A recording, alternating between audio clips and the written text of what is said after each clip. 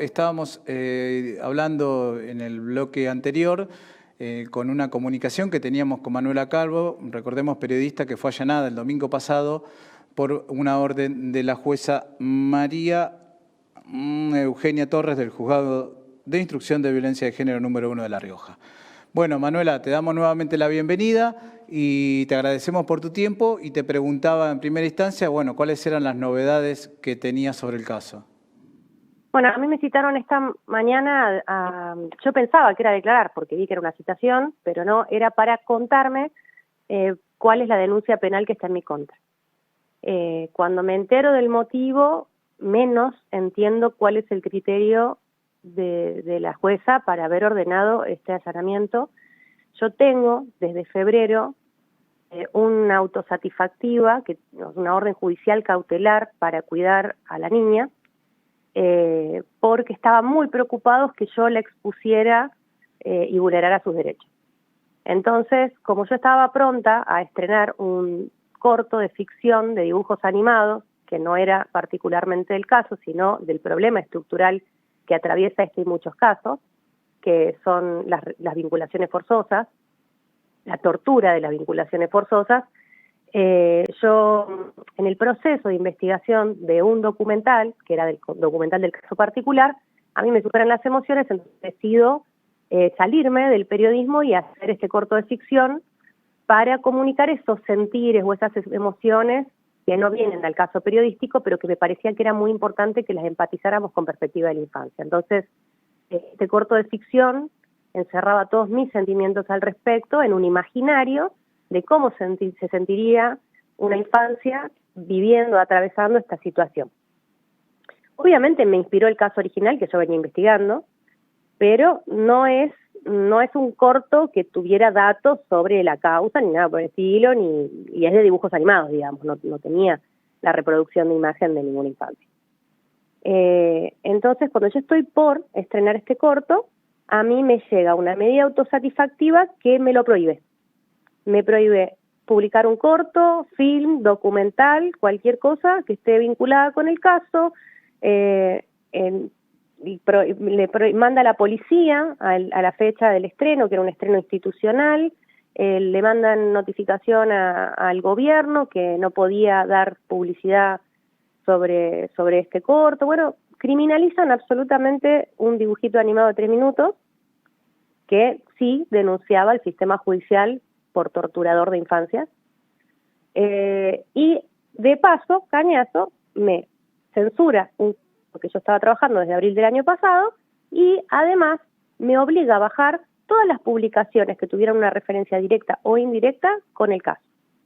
Censura previa y posterior, digamos, o sea, todo eso, y soy la única persona, digamos, que bajó publicaciones referidas al caso. Digo la única persona, ¿por qué? Porque yo cuando llego y empiezo a investigar esto, era un caso donde justamente había una niña muy expuesta, muy revictimizada, y cosas del expediente han sido publicadas, cosas súper sensibles que jamás debieran haber visto la luz por parte de la defensa de los que estaban denunciados de abuso. O sea, lo estaba pensando mientras lo decías, que después lo mencionaste, ¿no? Lo de censura previa. Evidentemente utilizaron esa animación, ese corto, ese fílmico que estabas realizando con la excusa para que no saliera la investigación que vos estabas haciendo sobre el caso Arcoiris, independientemente de que el corto tampoco exponía ninguna cuestión violenta de violencias de niñas, ¿no? Algo así sería. Claro, bueno, es duro, es un corto muy duro porque es una temática muy dura, pero no es una temática que tenga un contenido que tenga un objetivo de revictimización o que vaya a divulgar o a exponer a ninguna de las infancias que atraviesan situaciones. Si yo me voy justamente al ámbito del tema del corto, es porque yo en el documental no iba a poner absolutamente nada de la niña y me pesaba mucho su ausencia y su voz, ¿no? Porque estamos hablando de un problema de adultocentrismo, pero al mismo tiempo yo tenía la imposibilidad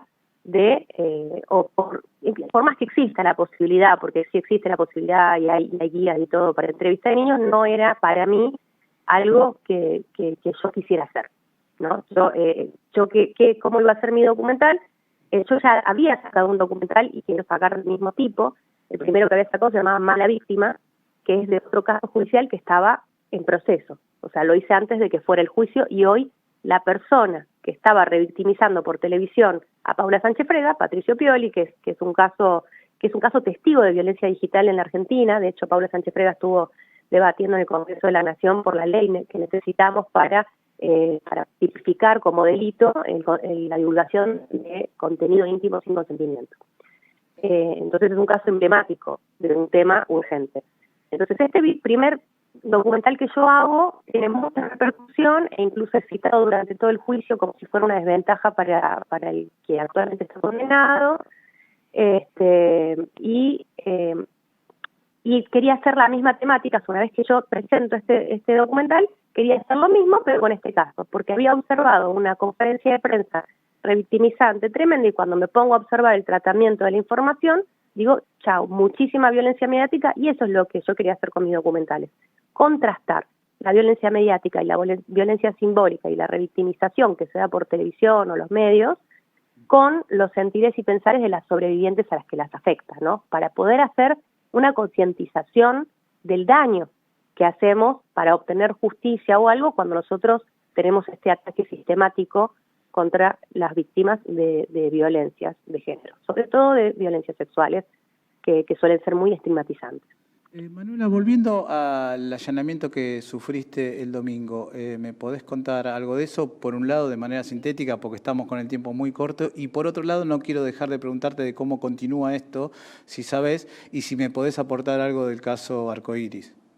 Bien, la cuestión es que a mí me censuran porque este agresor que yo investigaba no quiere sufrir el mismo destino que el anterior documental. Entonces, me hace esto, tiene la jueza se lo da, es la jueza Payaro la que a mí me ejerce censura previa. No hay mayor escándalo en los medios ni nada, y yo no vuelvo a hablar del tema, no vuelvo a hacer ninguna publicación, borro todas las publicaciones acatando la orden judicial y, bueno, yo no hablaba de la temática, me enteraba de las cosas, estoy en contacto con las sobrevivientes, pero no divulgaba eso públicamente, ¿no? Sí he sido fuente de información de mis colegas, pero no quería desobedecer la orden justamente porque quiero pelearlo en el ámbito legal. No tuve la oportunidad todavía de defenderme de esa censura, quiero quitarme ese bozal y como estaba en el proceso de conseguir quién me iba a patrocinar, yo estaba respetando la orden, aunque me parecía injusta. Pero, sin embargo, de golpe me llega un allanamiento por violar esa orden que yo no violé. Y hoy me entero que la razón por la cual a mí me allanaron es porque el progenitor aduce que yo violé la orden porque él tiene un video filmado de la niña que actualmente está circulando en redes sociales, en donde la niña dice que yo la amenazo con que si ella va con su papá, entonces su mamá va a ir presa. Te pongo en contexto, porque si bien no puedo hablar del caso, es como imposible no dar esta explicación, ¿no? O sea, él a mí me censura para cuidar que no se exponga a la niña. Actualmente él está exponiendo a esa niña para tratar de escracharme y o hacerme una causa penal y que me allanen o justificar un allanamiento que no tiene sustento. Y encima, todo lo que se veía en medios locales, por lo menos, era él exigiéndole la justicia que la madre pase en prisión. Entonces, ¿por qué voy a amenazar yo a una niña de algo que él está pidiendo por televisión? No, terrible, Manuela. Bueno, te agradecemos desde ya profundamente por tu testimonio.